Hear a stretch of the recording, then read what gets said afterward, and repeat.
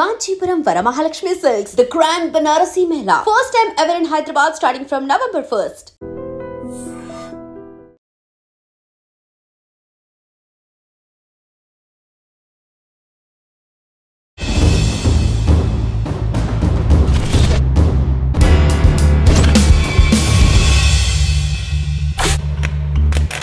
కేవలం 10 సంవత్సరాల వయసులోనే ఆ పాటల ప్రభావంతో అన్నలు వస్తున్నారంటే ఎక్కడన్నా స్కూల్కి వెళ్లకుండా ఇంట్లోంచి పారిపోయే పాటలు వింటూ వాళ్ళతోనే స్టేజ్ మీద పాడి వాళ్ళతోనే అలా అదే విధంగా అడవులోకి వెళ్ళారు.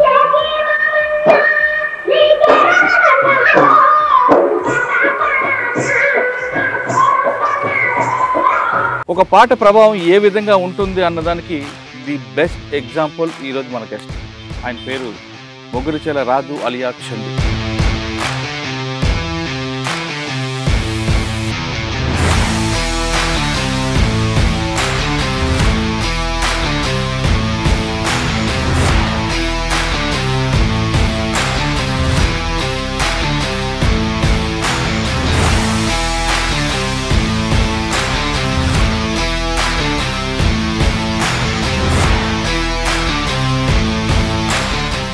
అసలు మొగురిచెల రాజు అలియా చందు ఎందుకు అడవి పాట పెట్టారు?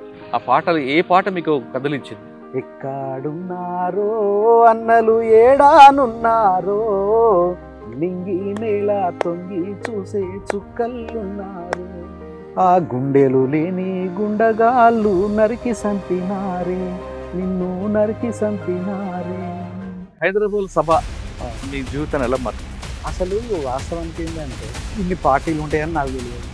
తర్వాత ఇది జననాట్యం అంటే గద్దరే పార్టీ గద్దరు కావచ్చు అనుకున్నా. వాళ్ళతోటి తిరిగేది, అప్పటికి నాకేం చెప్పనియలేదు. ఒక గొడ్డలు అయితే ఇచ్చేది పార్టీ లైన్ అంటున్నారు. పార్టీ తీసుకున్న పాత లైన్నే ఇంకా కొనసాగబట్టే, సమాజంలో మార్పులు గుర్తించుకోబట్టే ప్రజలకి పార్టీకి దూరమైన విషయాన్ని మీరు అంగీకరిస్తారు లేదు? ఒక లైన్ ఏర్పరచుకున్నాం అంటే ఆ లైన్ ఇప్పటికీ అట్లనే ఉంటుందని కాదు. విషయంలో కావచ్చు, పార్టీ నిబంధన వల్లనే చాలా స్పష్టంగా ఉందండి. జనతా సర్కార్లో మీరు భూమి ఇచ్చారు, పట్టాలైన భూములలో ఉపయోగం లేదు. సర్కారు మెయిన్ కాన్సన్ట్రేషన్ ఏంటంటే ప్రజల ఎకానమీ పెంచడంలో భాగంగా ప్రజలకు ఏదైతే ఉపయోగపడుతుందో, వాళ్ళకి ఏదైతే అవసరం ఉంటుందో దాన్ని మాత్రమే చేసినవాడ, లేదా మ్యాండేట్గా. ఎంత గొప్ప చరిత మీదిరా, ఎంత ధీర ఘనత మీదిరా, కన్నీటి చుక్కలన్నీ కలిపి దోసిల్లబడితే ముద్దు ముఖం కళ్ళ కంటెరా, ముద్దమాయి గుండెల విసెరా.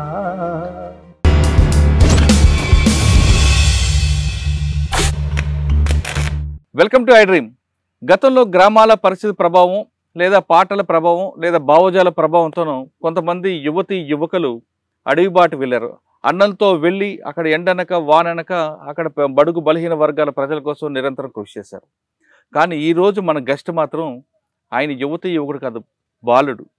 కేవలం 10 సంవత్సరాల వయసులోనే ఆ పాటల ప్రభావంతో అన్నలు వస్తున్నారంటే ఎక్కడన్నా స్కూల్కి వెళ్లకుండా ఇంట్లోంచి పారిపోయే పాటలు వింటూ వాళ్ళతోనే స్టేజ్ మీద పాడి వాళ్ళతోనే అలా అదే విధంగా అడవులోకి వెళ్ళారు. ఒక పాట ప్రభావం ఏ విధంగా ఉంటుంది అన్నదానికి ది బెస్ట్ ఎగ్జాంపుల్ ఈరోజు మన గెస్ట్. ఆయన పేరు మొగురిచెల రాజు అలియా చందు. వరంగల్ జిల్లా చెందిన తాటికాయల గ్రామానికి చెందిన రాజు 10 సంవత్సరాల వయసులోనే ఇక్కడ ఉన్న దళాలతో పాటు అడవిలోకి వెళ్ళారు. వెళ్ళిన తర్వాత చాలా కాలం పనిచేశారు. ప్రస్తుతం రాష్ట్ర కమిటీ స్థాయికి ఎదిగారు. ఇటీవల జరుగుతున్న పరిణామాల నేపథ్యంలో ఆయన కూడా ఆయన భార్యతో పాటు సరెండర్ అయ్యారు. కానీ అన్నిటికన్నా ఇంపార్టెంట్, ఆపరేషన్ కర్రీగొట్టలకి ప్రత్యక్ష సాక్షి ఎవరంటే రాజు.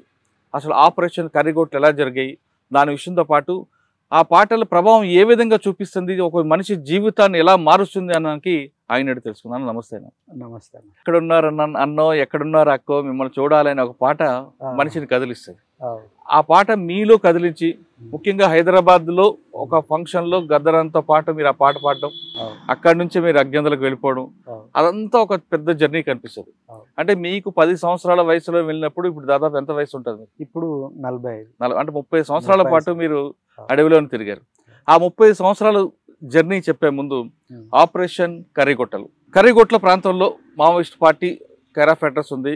అక్కడికి సెంట్రల్ కమిటీతో పాటు హిడ్మా లాంటి వాళ్ళందరూ ఉన్నారు.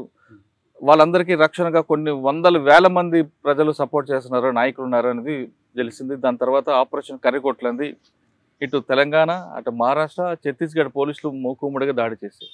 అసలు ఆపరేషన్ కర్రీగొట్లు ఎప్పుడు స్టార్ట్ అయింది? మీరు ప్రత్యక్ష సాక్షి కాబట్టి ఏం జరిగింది ఉదయం నుంచి రాత్రి వరకు? అక్కడ వాస్తవానికి ఏంటంటే ఇక అదొక పెద్ద ప్రాంతం. అంటే ఇక్కడ ఎంతమంది ఉన్నారు అనేది వాళ్ళకి తెలియదు, వీళ్ళకి తెలియదు. అదొక దాదాపు 60-70 కిలోమీటర్ల ప్రాంతం, గుట్టల ప్రాంతం. మూడు రాష్ట్రాలకు సరిహద్దు. తర్వాత తెలంగాణకు కొంచెం దగ్గర ఉంటుంది. ఇక ఆల్రెడీ ఛత్తీస్గఢ్లో పూర్తిగా ఇంకా కొంత భాగం ఉంటుంది.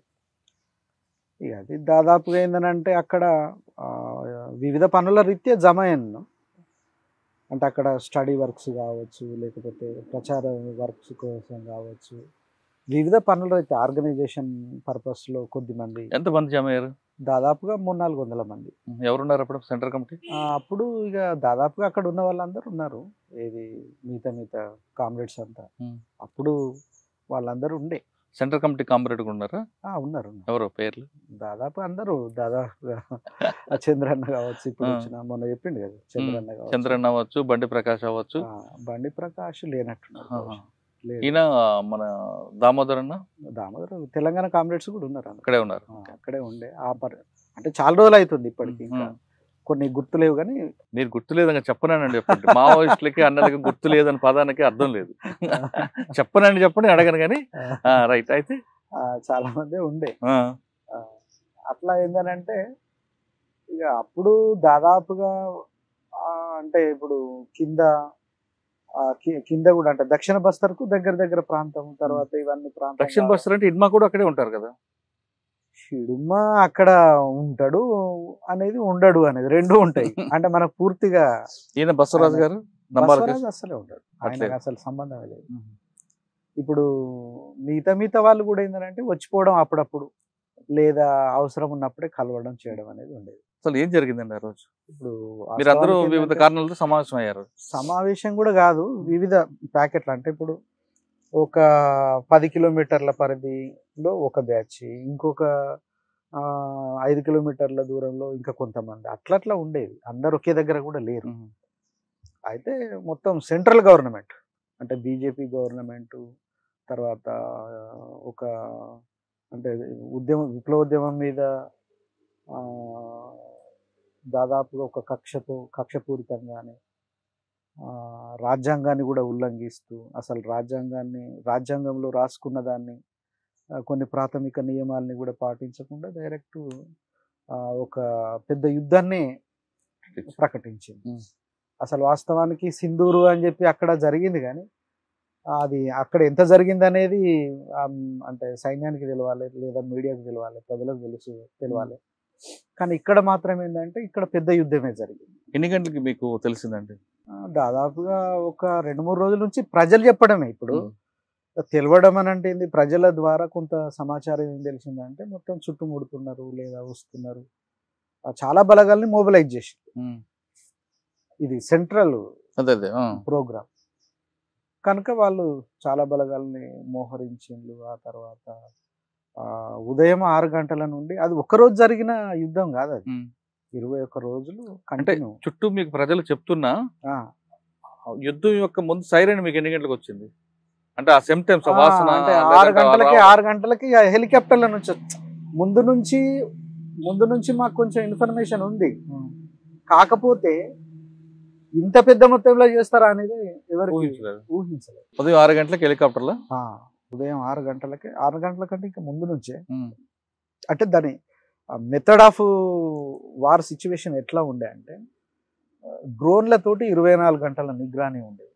అంటే పూరా ప్రతిదాన్ని ఎనాలిసిస్ చేసేటోళ్ళు, బహుశా టెక్నాలజీ చాలా హైలో వాడిండ్లు.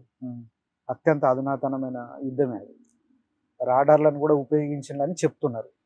మేము అది రాడార్లను ఉపయోగించిందని ప్రత్యక్షంగా ఇట్లా కళ్ళతో చూసింది కాదు, కానీ చెప్తున్నారు జనాలు. తర్వాత రేడియోలో కూడా ప్రకటించింది, మానిటరింగ్ చేస్తున్నాం, ప్రతి కదలికని మానిటరింగ్ చేస్తున్నాం అని. తర్వాత శాటిలైట్ల నుంచి కూడా మేము చూస్తున్నామని డైరెక్టే ప్రకటించింది. శాటిలైట్ల ద్వారా లైవ్ ఇమేజింగ్ సిస్టమ్ ఇవన్నీ చేస్తున్నామని వాళ్ళు ఆల్రెడీ ప్రకటించిండ్రు. పేపర్లలో, హిందీ పేపర్లలో రాసిండ్రు. అవును, అవన్నీ అంటే వార్తలలో వినడం, తర్వాత ఇవన్నీ చూడడం మూలంగా మాకు అర్థమైంది అంటే పెద్ద మొత్తంలో జరుగుతుంది. అర్థమై మీరేం చేశారు? మీరు దాన్ని అంటే ఫస్ట్ నెంబర్ 1 అక్కడ సింటమ్ అంటే యుద్ధ రూపం అంటాం కదా, యుద్ధంలో వాడిన అత్యాధునిక పరికరాలు కావచ్చు, యుద్ధానికి సంబంధించిన ఆ మొత్తం ప్లానింగ్ ఏందని అంటే ఆ కర్రెగుట్టను మొత్తం ఎన్సర్కిల్మెంట్ చేసిండ్రు నెంబర్ 1. నెంబర్ 2 ఏంటంటే ఇవి రెగ్యులర్గా అంటే డ్రోన్లు రెగ్యులర్గా యూజ్ చేసిండ్రు. డ్రోన్లలో మళ్ళీ అత్యంత అధునాతనమైన ఇజ్రాయలీ టెక్నాలజీ ఉపయోగించిన అవి ఉన్నాయి అన్నట్టు. ఏమంటారు, ఇది థర్మల్ ఇమేజింగ్ సిస్టమ్, అవి యూజ్ చేసుకున్నారు. ఇట్లా ఒకటి కాదు, ఇక చాలానే వాళ్ళు అదంతా చేసిండ్రు. తర్వాత ఇంకొకటి ఏంటంటే ఉదయం తెల్లారుతా అంటేనే 6 గంటలకు అప్పుడు ఈ హెలికాప్టర్లతోటి దాడి మొదలైంది. హెలికాప్టర్లను కూడా రంగంలోకి దించిండ్రు. ఫైరింగ్ ఎన్ని గంటలకు స్టార్ట్ అయింది? 6 గంటలకు. ఇంకా ముందే అసలు తెల్లారుతా అంటేనే కొంచెం వెళ్తురు ఉన్నప్పుడు అప్పుడు స్టార్ట్ చేసింది. అంటే ఫైరింగ్ లో కూడా 2 రకాలు ఉంటాయి. మీరు ఓపెన్ చేస్తే వాళ్ళు ఫైర్ చేయడమా, లేదా బంపింగ్ డైరెక్ట్ గా బంచింగ్ ఫైర్ అంటే? అసలు ఫైరింగ్ అనేది ఇక్కడ నుంచి గ్రౌండ్ నుంచి ఫైరింగ్ అనేది లేనే లేదు. ఎక్కడ ఇప్పుడు ఒక క్యాంప్ బచ్ ఫైర్ అంటారు కదా, ఆ టైప్ అట్లా కూడా లేదండి.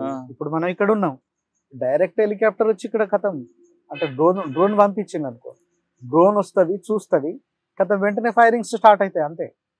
ఇప్పుడు ఒక 60 కిలోమీటర్ల ప్రాంతాన్ని వాళ్ళు కవర్ చేసిండ్రు హెలికాప్టర్ల. ఇక్కడ నుంచి మొదలుపెట్టి అక్కడి వరకు కొట్టుకుంటా పోవడమే. మీరు పబ్జి గేమ్ ఆడినట్టుగానే ఉండేది. అయ్యో, ఇక్కడ ఫైరింగ్ అనేది లేదు. ప్రజలు కూడా ఉంటారు కదా అక్కడ, దాదాపుగా జనాభా తక్కువ ఉంది. ఒకటి మైనస్ పాయింట్ ఏంటంటే అక్కడ పూర్తి జనాభా లేదు. అంటే ఇప్పుడు ఇక్కడ ఏదో ఎదురుకాల్పలు అనేది కాదు, డైరెక్ట్ యుద్ధం అంటున్నారు. అవును, యుద్ధమే చేసిన వాళ్ళు అంటే వాళ్ళకు. అంటే మరి మీరు మీ వైపు నుంచి ఫైరింగ్ ఎలా చేసేవారు? ఫైరింగ్ ఏం చేయడం లేదు, దాచుకోవడం తప్ప ఇంకక్కడ ఏం చేస్తాను. పైనుంచి డైరెక్ట్ లక్షల తూటాలు, 4 హెలికాప్టర్లతోటి లక్షల కొద్ది తూటాలు వచ్చి పడుతున్నప్పుడు ఇంకా ఓపెన్ ఫైర్ అనేది లేనే లేదు. కర్రిగుట్టల్లో గుహలు ఉన్నాయంటారు. నిజం, ఆ గుహలే కాపాడినాయి. అసలు కర్రిగుట్టలు అనేవి ఎక్కి దిగడమే పెద్ద కష్టం కదా, ఎలా ఎక్కువారు మీరు? అంటే ఇక పైలట్స్ ఉంటారు, వాళ్ళకు స్థానికులు కొంతమంది ఉన్నారు, వాళ్ళకు తెలుసు కనుక వాళ్ళు తీసుకుపోయి. దాదాపు మీరు 3 రోజులు ప్రత్యక్షంగా చూసారు కదా? 8 రోజులు. 8 రోజులు. 8 రోజులు ఎంత మనకు నష్టం జరిగి ఉండొచ్చు? మాకు పెద్దగా ఏం నష్టం ఏం జరగలేదు. వాళ్ళ వైపు వాళ్ళకు కూడా అంటే ఆర్మీ నుంచి అంటే ఏంటిది వాళ్ళ వైపు నుంచి కూడా అర్ధసైనిక బలగాల వైపు నుంచి కూడా క్యాజువాలిటీస్ జరిగినాయి అని చెప్తున్నారు. మరి మీ దగ్గర రాకెట్ లాంచ్లు ఉన్నాయి కదా, మీరు రాకెట్ లాంచ్ డ్రోన్ కానీ హెలికాప్టర్ ఫైర్ చేయొచ్చు కదా? రాకెట్ లాంచర్లు అనేటివి ఉన్నాయి, 1-2 చేసుకున్నాయి తప్ప అవంతా హెవీ ఏం కాదు కదా. వాళ్ళ దగ్గర కూడా చాలా ఉన్నాయి కదా. కానీ మరి అటువైపు నుంచి ఫైర్ చేశారు అంటే మీరు కంప్లీట్ గా దాక్కోవడం తప్ప మీరు ప్రతిఘటించే అవకాశమే లేదు అక్కడ. ఇప్పుడు డైరెక్ట్ అవి వస్తాయి, ఫైర్ చేసుకుంటూ పోవడమే కదా. దానికి టైం ఏం లేదు, వర్షం లెక్క పడడమే, రాళ్ల వాన పడ్డట్టే పడడం, ఇంకా అసలు టైమింగే లేదు. అంటే మీరు కేవలం గుహల్లో ఉన్నారు అంతే. తప్పుకోవడమా లేదా ఇట్లా బండలు ఉంటాయి కదా, ఈ బండల కింద జోరి సపరేట్గా ఉండడం. అంటే ఉదయం 6 అసలు ఏమీ కూడా చేయలేమాట. ఉదయం 6 నుంచి రాత్రి వరకు కంటిన్యూగా. అంటే ఇప్పుడు ఫస్ట్ ఒకసారి ఇట్లా 4 వస్తాయి, మళ్ళీ వచ్చిన తర్వాత మళ్ళీ ఏం చేస్తుంది అంటే మళ్ళీ రిటర్న్ అవుతూ వస్తూ ఉంటాయి. అట్లా ఏందనంటే మళ్ళీ ఒక 2 గంటల తర్వాత మళ్ళీ వచ్చేది, మళ్ళీ 12 గంటలకు 2 గంటల మధ్యన మళ్ళీ ఒకసారి వచ్చేది. అట్లా ఏ చిన్న కదలిక అర్థమైన ఖచ్చితంగా వచ్చి ఫైరింగ్స్ చేసుకుంటే వెళ్ళిపోయేటోళ్ళు. కానీ మరి ఈ టైంలో మీరు బయటికి రాలేరు. అవును. కానీ మరి మీకు దాహం వేస్తే మంచినీళ్ళకు భోజనంకు వాటి పరిస్థితి ఏంటి? చాలా కష్టం. అసలు మనం ఊహించలేనంత. నీళ్లు తెచ్చుకోవడానికని పోయినాం అనుకో, కథం హెలికాప్టర్ సౌండ్ వినబడ్డదంటే డబ్బాలని అక్కడ ఎత్తేసి కవర్లకు వెళ్ళాల్సింది.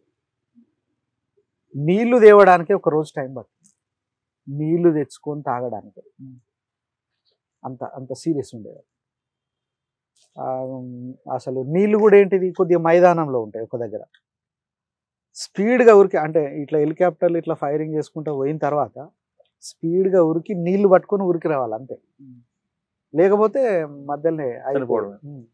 కొన్నిసార్లు ఒకసారి డైరెక్ట్ హెలికాప్టర్స్ అర్థం కాకుండా వచ్చేసినాయి. వీళ్ళు నీళ్ళు తీసుకోవడానికని మైదానం పోయిండు, ఆ సౌండ్ విన్నారు, ఆ డబ్బులన్నీ పడేసి వెంటనే ఊరికొచ్చారు. డబ్బులు చూసిండు. అలా ఎన్ని రోజులు? 8 రోజులా? 8 రోజులు. అంటే మా బ్యాచ్ 8 రోజులు, ఇంకా కొద్ది మంది అయితే దాదాపు చాలా మొత్తం. మరి 8 రోజులు మీ భోజనం ఎలా? ఇక గదే చాలా కష్టంతో. ఇప్పుడు నీళ్లు తెచ్చుకోవడం, మళ్ళీ హెలికాప్టర్లు అన్నీ వెళ్ళిపోయిన తర్వాత, అది అటు పోయిన తర్వాత వీళ్ళు పోయి స్పీడ్గా నీళ్లు పట్టుకొని రావడం. ఇప్పుడు పొగ కూడా డ్రోన్స్ చూడగలుగుతాయి. అవును, మరి ఏం చేసేవారు పొగ రాకుండా?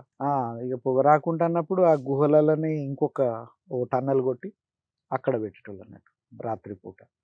ఆ తర్వాత బయటికి కూడా కనిపించేది కాదు, అంత సీరియస్గా ఉండేది. తిండి అనేది ఇక దాదాపు అందరూ మర్చిపోయిండు. ప్రాణం కాపాడుకోవడం ముఖ్యం. అసలు తిండి ఒకవేళ ఉన్నా కూడా చాలా. అని ఇటువంటి పరిస్థితులు గతంలో పోలీసు వైపు నిర్బంధం వచ్చినప్పుడు పార్టీ ఏం చేసేది అంటే చుట్టుపక్కల ఎక్కడో దగ్గర దాడులు చేసేది. ఎందుకంటే ఈ దాడులకి పెద్దాడు అని చెప్పడానికి. ఆ విధంగా అక్కడ మీకు ఆపరేషన్ కరిగొడ్లు స్టార్ట్ అయినప్పుడు చుట్టుపక్కల ఎవరు కూడా, మిగతా వాళ్ళు ఎవరు దాడులు చేయలేదా? అసలు అవకాశమే లేదు, అవకాశమే లేదు. ఎందుకంటే అన్ని క్యాంపులు, కార్పొరేట్ సెక్యూరిటీలో భాగంగా అన్ని క్యాంపులు వచ్చేసినాయి. తర్వాత ఇటు తెలంగాణ వైపు నుంచి కూడా ఏమంతా, అంటే మొత్తంగానే క్యాంపులు ఉన్నాయి. తర్వాత మహారాష్ట్ర వైపు అటు నేషనల్ పార్క్ దిక్కు కూడా క్యాంపులే, అసలు పోవడానికే వీల్లేదు. కనుక అప్పటికే ఇంకా ఫైరింగ్స్ స్టార్ట్ అవుతున్నా ఇక్కడనే డైరెక్ట్ ఒక యుద్ధం లెక్కనే జరిగింది. 8 రోజులు యుద్ధం. 8 రోజులు యుద్ధం తర్వాత సరెండర్ అవుదాం అనుకున్నారా, లేదా ముందే అవుదాం అనుకున్నారా? ఏది నేనా?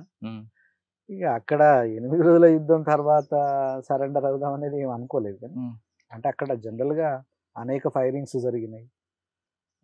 తర్వాత లైఫ్లో ఒకసారి నెమరేసుకుంటే 30 సంవత్సరాలలో 92 నుంచి మొదలు పెడితే కనీసం 30 సంవత్సరాలలో గెరిల్లా జీవితం ఎక్కువ ఉంటుంది. అంటే ఒక రకంగా 30 సంవత్సరాల గెరిల్లా జీవితం.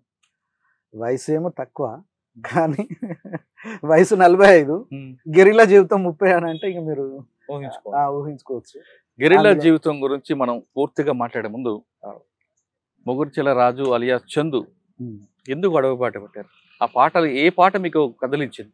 బ్యాక్గ్రౌండ్కి వెళ్ళాలని అంటే దాదాపుగా 1990లో మే 5-6 మీటింగ్ల కోసం ఇక్కడ వరంగల్లో ఒక పెద్ద మీటింగ్ జరిగింది. ఆ మీటింగ్ తయారీలో, మీటింగ్ గురించి చెప్పే ముందు అమ్మా నాన్న వాళ్ళ గురించి చెప్పండి. ఇక అమ్మా నాన్న గురించి అయితేనేమో మొగిలిచెర్ల కొమరయ్య నాయన, ఉప్పలమ్మ, మొగిలిచెర్ల ఉప్పలమ్మ. మాకు దాదాపుగా 2 అన్నలు నా పైన, నేను 3వ సంతానం. నా తర్వాత చెల్లె ఉంటుంది, ఆ తర్వాత ఇంకొక తమ్ముడు ఉండే. ఈ మధ్యలోనే ఏదో ప్రాబ్లం తోటి సూసైడ్ చేసుకున్నాడు. ఎవరు? మా తమ్ముడు. అంటే మామూలుగా గ్రామంలో. తర్వాత అంటే మొత్తం మేము 5గురం మా కుటుంబం. మొత్తం రెక్కాడితే తప్ప డొక్క నిండని జీవితాలు, చాలా పేదరికం. నేను ప్రాథమిక చదువు అయితేనేమో తాటికాయల్లోనే చదివిన ప్రాథమిక పాఠశాలలో. 2వ తరగతి వరకు ఇక్కడ చదివి అక్కడ నల్గొండ జిల్లా, అప్పట్లో ఉమ్మడి నల్గొండ జిల్లా కొలన్పాకలో 5 వరకు చదివిన. 5 వరకు హాస్టల్. కొలన్పాక. ఐడియా ఉంది. సొంత అత్తమ్మ ఉండేది. ఎవరి పేరు? మేనత్త, ఉప్పలమ్మ. సిద్ధయ్య మా మామ, ఉప్పలమ్మ అని ఉండేది. అది గుట్ట దాటిన తర్వాత జైన్ మందిర్ జైన్ మందిర్ ఉంటది. సేమ్ ఆ రోడ్డు మీదనే ఇది వరకు హాస్టల్ ఉండే, గవర్నమెంట్ హాస్టల్. ఆ హాస్టల్లో చదువుకున్నాను. దాదాపుగా నా చదువు అంతా అక్కడనే. 5వ క్లాస్ వరకు. 5వ క్లాస్ వరకు. ఓకే. తర్వాత ఆ తర్వాత సెలవుల కోసం ఇంటికి వచ్చిన. ఎండాకాలం సెలవుల కోసం మా ఊరికి వచ్చిన. మా ఊరికి వస్తే ఏంటంటే అదే టైంలో ఈ అంటే 90 మేలో ఈ 5-6 మీటింగ్ కోసం క్యాంపెయిన్ బ్యాచెస్లు వచ్చినాయి, రైతు కూలి మహాసభలు. ఇక ప్రతి గ్రామంలో మొత్తం క్యాంపెయిన్ బ్యాచ్లు రావడం, ఈ మీటింగ్కు రావాలని చెప్పడం, అదొక పెద్ద సెన్సేషనల్గా ఉండేది. అప్పట్లో సెన్సేషనల్గానే ఉండేది. ఆ టైంలో ఏమైందంటే ఇక ఈ క్యాంపెయిన్ బ్యాచ్లు వాడుతుంటే మా ఊరోళ్ళు ఏం చేసిండ్రు, మీ పాటలు మావాడు కూడా వాడతాడని చెప్పేసి నన్ను ఎత్తుకొని నువ్వు పాడరా అని చెప్పింది స్టేజ్ మీద వరంగల్ వాళ్ళు. అంటే వీళ్ళ ముంగట ఈ క్యాంపెయిన్ బ్యాచ్లు వస్తాయి కదా, అప్పటికే జనాలందరూ గుమిగూడిండ్లు. తర్వాత వాళ్ళ ముందు నేను కూడా పాట పాడినా. ఏం పాట? అప్పుడు గదే ఇక మీకు అందరూ తెలుసు కదా, ఎక్కడున్నారో అన్నలు ఏడానున్నారో, నింగి నేల తొంగి చూసే చుక్కలున్నారు, ఎక్కడున్నారో అన్నలు ఏడానున్నారో, నింగి నేల తొంగి చూసే చుక్కలున్నారు, నక్సలైటు నన్నావు ఎదురు నిలిచి పోరాడావు, ఆ గుండెలు లేని గుండగాళ్ళు నరికి సంపినారే, నిన్ను నరికి సంపినారే, షేకి మామన్నా నీకెర్ర దండాలో, పాద పాదాన అన్న పూరు దండాలు, ఎక్కడున్నారో అన్నలు ఏడానున్నారో, పొడుస్తున్న పొద్దులున్నారు, వీరులు పొడుస్తున్న పొద్దులున్నారు అని మీరు పాట పాడారు వరంగల్లో. అసలు ఆ పాట ఎక్కడ నేర్చుకున్నారు మీరు? అంటే కొలన్పాకలో ఈ లెఫ్ట్కి సంబంధించిన రకరకాల పార్టీలు ఉండేటివి. మా బావ వాళ్ళు కూడా ఈ పుస్తకాలు ఏవో కొన్ని తెచ్చి ఉండే, అది ఎక్కడో దొరకబట్టిన పుస్తకం మా బావ. ఈ పాట నీకు వస్తుందారా అంటే నేను దాన్ని చూసి దాని ట్యూన్ తెలియదు, ఏం తెలియదు, పాడు అనంటే ఏదో మొత్తం మీద నేను పాడేసిన, అది అట్లా వచ్చింది. పుస్తకం చూసుకుంటూ వచ్చింది. తర్వాత దీన్ని మళ్ళా గద్దరు, తర్వాత జననాట్య మండలి, కామ్రేడ్స్ వీళ్ళందరూ విన్న తర్వాత దాన్ని ఇంకా కొంచెం మాడిఫై చేసింది. హైదరాబాద్ సభ మీ జీవితాన్ని ఎలా మార్చింది? ఇక అందరి జీవితాన్ని మార్చినట్టే మా జీవితాన్ని మార్చేసింది అది. వాస్తవానికి అంటే నా రూట్ ఏమో ఈ ఎడ్యుకేషన్ రూట్ ఉండే, కొద్దిగా చదువుకోవాలనేది. అంటే ఇంట్లో ఎవరు చదువుకోలేదు కనుక ఏదో డాక్టరో, యాక్టరో లేదా గాయకుడు అందరూ అనేది ఇండస్ట్రీలో పోతాడు కావచ్చు అని అనుకునేట్టుంది. టీచర్ల ప్రోత్సాహం కూడా బాగుండేది అప్పుడు, చాలా మంది హెల్ప్ చేసింది. అసలు నా చదువుకు ఏమో చిన్న చిన్న స్టేషనరీ సామాన్లు కూడా మా టీచర్సే ఇచ్చేటోళ్ళు, ఒక రకంగా చెప్పాలంటే. అంటే అంత పేదరికంలో ఉండే. తర్వాత ఈ పాటలు ఇవంతా అంటే టాలెంట్ వాళ్ళు గుర్తించింది కానీ నాకేం తెలియదు కాబట్టి 10 years వయసులో ఇవన్నీ లోకగానం అంత లేకపోయింది. అంటే జ్ఞాన దర్వాజా తెరుచుకుంటున్న క్రమంలోనే ఇవే వచ్చేసినాయి. అప్పుడప్పుడే ఈ సమాజం అనేది ఇన్స్టాల్ అవుతున్నది, ఆ ఇన్స్టాల్లో ఇవే వచ్చినాయి, గద్దర్ పాటలు. లేకపోతే ఇక ఇక్కడున్న సమాజానికి సంబంధించిన ఇవే ఇన్స్టాల్ అయినాయి తప్ప వేరే టీం కాలేదు. అంటే హైదరాబాద్ సభ పాట పాడారు, తర్వాత మీ జీవితం ఎలా మలుపు తిప్పింది? అదే తర్వాత ఏం జరిగింది? అదే ఇంతదాకా అన్నట్టుగానే అంటే ఊహించని జీవితం అని అన్నారు. అంటే ఆ వయసులో ఒక 5 లక్షల మంది ముందు పాడడం అనేది అది ఎవరికి ఆ ఛాన్స్ రాదు జనరల్ గా. అయితే నేను ఆల్రెడీ జననాట్య మండలికి అంటే ట్రైనింగ్ పొందిన గద్దర్ ద్వారా. తర్వాత నన్ను డైరెక్ట్ అక్కడ తీసుకుపోయి పాట పాడించారు. ఇక అక్కడ నుంచి ఇక వెనక్కి తిరిగాయి, చూసుకోలేదు. దాదాపుగా అదే కంటిన్యూ చేసిన. అక్కడ నుంచి అజ్ఞాతం వెళ్ళిపోయారా? అప్పటికి ఇక చిన్న చిన్నగా చదువుకుందాం అనేది ఉండే ఇంట్రెస్ట్, కానీ పార్టీలో ఉండి కూడా చదువుకోవచ్చు కదా. అంటే జననాట్య మండలి అంటే పార్టీలోకి మీకు రావాలి, పార్టీలో చదువుకోవాలి అని మిమ్మల్ని ప్రోత్సహించేది ఎవరు అప్పుడు? అసలు వాస్తవానికి ఏంటంటే ఇన్ని పార్టీలు ఉంటాయని నాకు తెలియదు. తర్వాత ఇది జననాట్య మండలి గద్దరే పార్టీ గద్దరు కావచ్చు అనుకున్నా, లేదా జననాట్య మండలి అంటే ఇదే పార్టీ అనుకున్నా. తప్పితే అసలు ఒక పార్టీ ఉంటదని కానీ తర్వాత ఇవన్నీ ఇట్లా ఉంటాయి అనేది కానీ తెలియదు. అదొక రహస్య పార్టీ అని ఆ, నా అసలు సిద్ధాంతాలు అసలు ఏం ఏమీ తెలియదు. తెలియదు. పాటల ప్రభావం వాళ్ళకి వెళ్ళిపోయింది అంతే. అంతే, అదొక అంటే ఇప్పుడు వాస్తవానికి నేను మంచిగా వాడుతున్నా అనే విషయం కూడా నాకు తెలియదు. వాస్తవానికి నా బ్యాక్గ్రౌండ్ ఏంటంటే గ్రామంలో ఏ పాట విన్నా వెంటనే పాడేది, అంటే ఫోక్ సింగర్. అవును, ఇప్పటి పరిభాషలో చెప్పాలంటే ఒక ఫోక్ folk సింగర్. singer, అవును. అట్లా గ్రామాలలో వాడుతుంటే నా టాలెంట్ను గుర్తించి క్రమక్రమంగా ఏంటంటే ఇటువైపు తీసుకొచ్చింది. కానీ ఎప్పుడు కూడా సినిమాల వైపు వెళ్ళాలని ఆలోచన సినిమా పాటలే వాడేది, తెల్లారితే పొద్దుకుతే అసలు చాలా సినిమా పాటలు వాడేది. ఎక్కడ ఊళ్ళో వాడేది. తర్వాత స్కూల్లో ఎప్పుడైనా ఇక్కడ స్కూల్లోనే ఊర్లో కాకుండా పార్టీలో పార్టీలో కూడా అప్పుడప్పుడు వాడేది కొన్ని పాటలు. ఓకే, హైదరాబాద్ లో మీటింగ్ తర్వాత మీ ప్రయాణం ఎలా కొనసాగింది? ఇక మహాసభ తర్వాత వరంగల్ జిల్లాలో గ్రామీణ ప్రాంతంలో వరంగల్ జిల్లా జననాట్య మండలి ఏర్పడ్డది అప్పటికే. అందులో భాగంగా చాలా గ్రామాలలో మేము తిరిగి ఉంటాం అన్నట్టు. ఓకే, ఒక్కొక్క ఏరియాలో కనీసం 100 ప్రోగ్రామ్స్ ఇచ్చి ఉంటాం అన్నట్టు ఆ టైంలో. తర్వాత ఇక ఆ తర్వాత నేను అంటే ప్రతి గ్రామంలో ఈ జననాట్య మండలి ప్రోగ్రామ్స్ ఇస్తూ ఈ గద్దర్ రాసిన పాటలు కావచ్చు, మిగతా లోకలి అప్పటి వరకు 90 నుంచి 92 వరకు 91, 92 వరకు కూడా ఇవే ప్రోగ్రామ్స్ ఇచ్చి. ఓకే, 92 తర్వాత 92, 93లో నేను డైరెక్ట్ నెక్కొండ నర్సంపేట ఉంది కదా, ఈ నర్సంపేట నెక్కొండ దళానికి అక్కడ జాయిన్ కావడం జరిగింది. అప్పుడు వయసు ఎంత? అప్పటికి 10-13 సంవత్సరాలు. అంటే ఏం చేసేవారన్నా మీరు? నేను దళ సభ్యుడిగా మామూలు వాళ్ళతోటి తిరిగేది. అప్పటికి నాకేం వేపని ఇయ్యలేదు, ఓ గొడ్డలు అయితే ఇచ్చేది ఎందుకైనా మంచిది అని. అంటే గొడ్డలతోటి నా ప్రయాణం. అప్పట్లో మీరు కొంతమంది చెట్ల మీద ఉండి దళాల పోలీసులు మూవ్మెంట్ చేసి దానికోసం వాడేవారా? అప్పటికి అంటే నేను లాగే దొడుక్కునేది అప్పటికి. లాగుతోటే తిరిగిన. అదొక విచిత్రమైన అనుభవం. అందరేమో పెద్ద పెద్ద పాయింట్లు వేసుకుంటే నాకు మాత్రం లాగే ఉండేది, ఒక గొడ్డలు ఉండేది. నన్ను ఎందుకు వీళ్ళు తక్కువ చూస్తున్నారు అని చెప్పి నాకు ఉండేది ఫీలింగ్. నాకు కూడా ఒక డ్రెస్ ఒక తుపాకీ అయిపోవు కదా నాకు ఉండేది. కాకపోతే ఇక పార్టీ కండిషను, పిల్లలకు పార్టీ తుపాకులు ఇవ్వదు అనేది చెప్పేటోళ్ళు అప్పుడున్న కమాండర్స్ వీళ్ళందరూ. అలా ఎంతకాలం ఎక్కరేసుకుని తిరిగారు? అట్లా ఓ సంవత్సరం అంతా, ఇక 14 సంవత్సరాల వరకు దాదాపు అట్లనే నెక్కొండ చుట్టుపక్కల ప్రాంతాలు. ఇక మనం అందరు చూసి పాయింట్ లేకపోతే చలికాలం బాగా తిప్పలేదు కదా, ఆ తర్వాత కంప గీరకపోయేది. ఇట్లా కాదు అని చెప్పి అప్పుడు పాయింట్ ఇచ్చింది.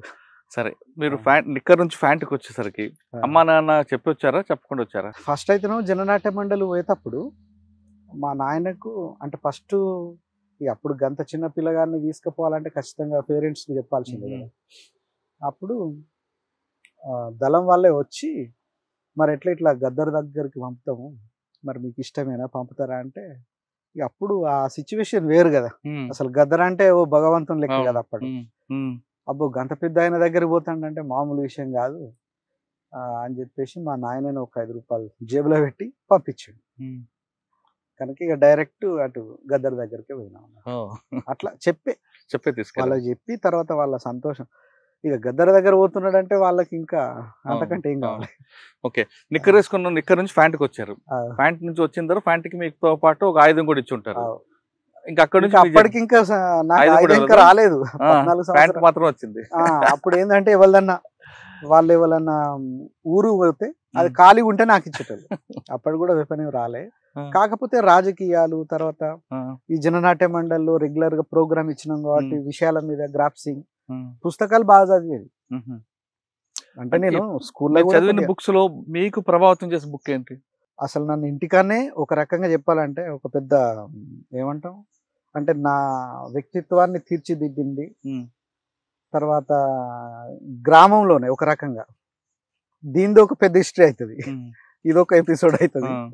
ఎట్లా అంటే ఒక ఏం తెలియని పిల్లగాడు కూడా రాజకీయాలు ఎట్లా నేర్చుకోగలుగుతాడు అనే దానికి ఇది ఒక ఎగ్జాంపుల్ అన్నట్టు. మా ఊళ్ళో ఏందనంటే సంఘం అప్పటికే కొంచెం తన రాజకీయాల ద్వారా ప్రజల్లో ఒక మంచి పలుకుబడి ఉండే సంఘానికి. యూత్ ఉండేది. యూత్ అంతా అప్పుడు ఇక దాదాపుగా అంతా మొత్తం సాయంత్రం 6 అయిందంటే మనం అన్నం తిన్నారంటే రోడ్ల మీద ఫుల్ పాటలు పాడేటోళ్ళు యూత్ అంతా. అయితే మాకొకటి ఏంటంటే ఇప్పుడు మా ఊరు పొట్లపల్లి రామారావు అని మీరు పేరు వినుంటారు. తెలంగాణ సాహిత్య ఉద్యమంలో ఆయనకు కూడా చాలా ప్రముఖ పాత్ర ఉంది. చుక్కలనే కవితా సంకలన రాశిలు తాత ముత్తాతల నాటి పెద్ద రచయిత. ఆయన ఏంటంటే మా గ్రామంలో కొన్ని ఇవేమంటాం ఈ గ్రామ పైసలు ఉంటాయి కదా, వీటిని ఏం చేయాలనేది అర్థం కాక ఆయన పోయి అడిగితే మరి ఇట్లా కొన్ని పైసలు ఉన్నాయి, మరి ఆయనను నడిపిదోరా అంటారు గ్రామంలో. అసలు పేరు పెట్టి వాళ్ళు జనరల్గా విలువరు కదా ఆ టైంలో. కానీ ఆయన ఏంటంటే ఒక ప్రోగ్రెసివ్ పర్సన్, సమాజం పట్ల చాలా అవగాహన ఉన్న వ్యక్తి. వాళ్ళ ఇంట్లో మా అవ్వ పని చేసేది. ఆయన దగ్గర అన్ని పుస్తకాలు ఉండేవి. ఇన్ని పుస్తకాలు ఒక మనిషి ఇట్లా చదువుతాడా అనుకునేటోడు నేను. ఆ రూములు సాగు చేసేటప్పుడు అవన్నీ నేను చూసిన. నాకు ఇప్పటికి కూడా గుర్తుంది. ఇంగ్లీష్ పేపర్లు ఉండేది, బుక్స్ ఉండేది, లైబ్రరీ ఉండేది ఆయన దగ్గర. మా సంఘం వాళ్ళు ఏంటంటే ఆయనకి చెప్తే ఆయనే మంచి మంచి పుస్తకాలను రాసి, అంటే చాలా సెలెక్టెడ్ పుస్తకాలను రాసి ఇవ్వడంతో డైరెక్ట్ ఈ ప్రజాశక్తి ఏదో ఆ పుస్తకాల బుక్ స్టాల్ల నుండి డైరెక్ట్ తీసుకొని వచ్చింది. ఆ పుస్తకాలు మీకు నచ్చిన పుస్తకం ఏంటి? అదే చెప్తున్నాయి. అవన్నీ వచ్చిన తర్వాత ఏంటంటే మేము రహస్యంగా వాటిని చదివేది. ఇక అప్పటికే 95 తర్వాత కొంచెం రిప్రెషన్ అప్పటికి ఇంకా పూర్తిగా స్టార్ట్ కాలే, కానీ ఇక స్టార్ట్ అవుతుంది. ఇక ఆ క్రమంలోనే ఏంటంటే చిన్నగా మేము ఒక ఇంట్లో పెట్టేసి దాన్ని రోజుకు ఒక పుస్తకం చొప్పున చదివేది అన్నట్టు. అట్లా చదివిన దాంట్లో నాకు ఒక పుస్తకం దొరికిందంటే ప్రపంచ చరిత్రలు అని దొరికింది. ప్రపంచ చరిత్ర అది రాదుగా ప్రచురణాలయం. అది ఇంత దొడ్డుతోటి ఉండేది, ఒక బైబిల్ అంతా ఇంత. చాలా కాస్ట్లీ పేపరు, అత్యద్భుతంగా. అంటే నాకు ఆ వయసులో స్పార్టకస్ గురించి తెలిసింది, ఆ వయసులో ఆదిమ సమాజం గురించి తెలిసింది. అంటే చిత్రాలు ఎక్కువ, ఫోటోలు ఉండేది, ఎక్దమ్ ఆయిల్ పెయింటింగ్ చిత్రాలు ఉండేవి అందులో. అది పోయి నాకు దొరకడంతో ఏంటంటే దాన్ని నేను చదవడం, నోట్స్ చేసుకోవడం చేసిన. తెలియని వయసులోనే అది దొరికింది నాకు.